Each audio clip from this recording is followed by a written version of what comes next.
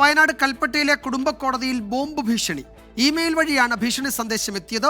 പോലീസും ബോംബ് സ്ക്വാഡും ഇപ്പോൾ കോടതിയിൽ പരിശോധന നടത്തുകയാണ്. സുർജിത്ത് അയ്യപ്പത്ത് അവിടെ നിന്ന് ചേരുന്നുണ്ട് വിശദാംശങ്ങളുമായി. സുർജിത്ത്, ഇതൊരു വ്യാജ ബോംബ് ഭീഷണിയാണ് എന്ന് ഉറപ്പിക്കാറായോ? നിലവിൽ ഇപ്പോൾ അസ്വാഭാവികമായ ഒന്നും വിജയകുമാർ കണ്ടെത്താൻ കഴിഞ്ഞിട്ടില്ല. ഇവിടെ ബോംബ് സ്ക്വാഡും പോലീസും പരിശോധന നടത്തുകയാണ്. അല്പസമയം മുമ്പാണ് ഇതുമായി ബന്ധപ്പെട്ട ഒരു സന്ദേശം ലഭിച്ചത്. ഈ സാഹചര്യത്തിൽ പോലീസും ഡോഗ് സ്ക്വാഡും ഇവിടേക്ക് എത്തി, ഒപ്പം തന്നെ ബോംബ് സ്ക്വാഡും ഇവിടേക്ക് എത്തി. ഇപ്പോൾ കുടുംബ കോടതിയുടെ കെട്ടിടത്തിന്റെ പല ഭാഗങ്ങൾ കേന്ദ്രീകരിച്ചും പരിശോധന തുടരുന്ന ഒരവസ്ഥയാണ് ഉള്ളത്. കാരണം കഴിഞ്ഞ ഏതാനും ദിവസങ്ങൾക്ക് മുമ്പാണ് സമാനമായ രീതിയിൽ തന്നെ പൂക്കോട് വെറ്റിനറി സർവകലാശാല ക്യാമ്പസിൽ സമാനമായ രീതിയിലുള്ള ഒരു ബോംബ് ഭീഷണി വന്നത്.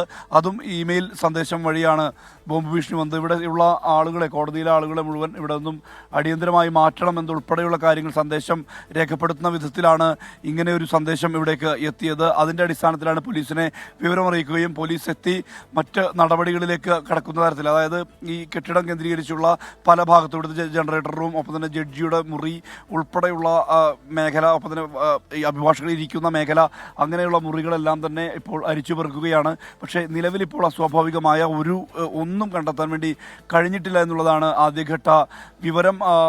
അതായത് മറ്റ് പ്രശ്നങ്ങളൊന്നും നിലവിൽ ഇല്ലാത്ത വിധത്തിൽ തന്നെയാണ്. കാരണം നേരത്തെ ഈ പൂക്കോട് സർവകലാശാലയിലും സമാനമായ ഒരു സ്ഥിതി ഉണ്ടായിരുന്നു. പൂക്കോട് സർവകലാശാലയിൽ ഇതുപോലത്തെ ഒരു ഭീഷണി സന്ദേശം തന്നെയാണ് ലഭ്യമായിരുന്നത്. ആ ഭീഷണി സന്ദേശം ഈ ക്യാമ്പസിൽ നിന്ന് ആളുകളെല്ലാം മാറ്റുന്നു, ആളുകളെല്ലാം മാറ്റണമെന്നുൾപ്പെടെയുള്ള കാര്യങ്ങൾ രേഖപ്പെടുത്തിയ വിധത്തിലാണ്. അത് ഒരു നക്സലേറ്റിന്റെ പേര് വെച്ചുകൊണ്ടാണ് അങ്ങനെ ഒരു സന്ദേശം വന്നത്. പക്ഷേ അവിടെയും അസ്വാഭാവികമായ ഒന്നും കണ്ടെത്താൻ കഴിഞ്ഞിരുന്നില്ല. ഇവിടെ ഇപ്പോൾ ഡോഗ് സ്ക്വാഡിലെ ഏറ്റവും പ്രധാനപ്പെട്ട ഒരു നായയെ തന്നെ ഉപയോഗിച്ചുകൊണ്ട് തന്നെ പോലീസ് സംഘം ഇപ്പോൾ തെരച്ചിൽ നടത്തുകയാണ്. മാനു എന്നാണ് ഈ നായയുടെ പേര്. ഡോഗ് സ്ക്വാഡിൽ തന്നെ ഇത്തരത്തിലുള്ള കാര്യങ്ങൾ കണ്ടുപിടിക്കാനുള്ള വളരെ കഴിവുള്ള ഒരു നായയെ ഉപയോഗിച്ചുകൊണ്ടാണ് തെരച്ചിൽ നടത്തിക്കൊണ്ടിരിക്കുന്നത്. ഒരു ഭാഗത്ത് ഈ മാനുവിനെ ഉപയോഗിച്ചുള്ള തെരച്ചിൽ, മറുഭാഗത്ത് മറ്റ് സംവിധാനങ്ങൾ ഉപയോഗിച്ചുള്ള തെരച്ചിൽ, അതായത് ഈ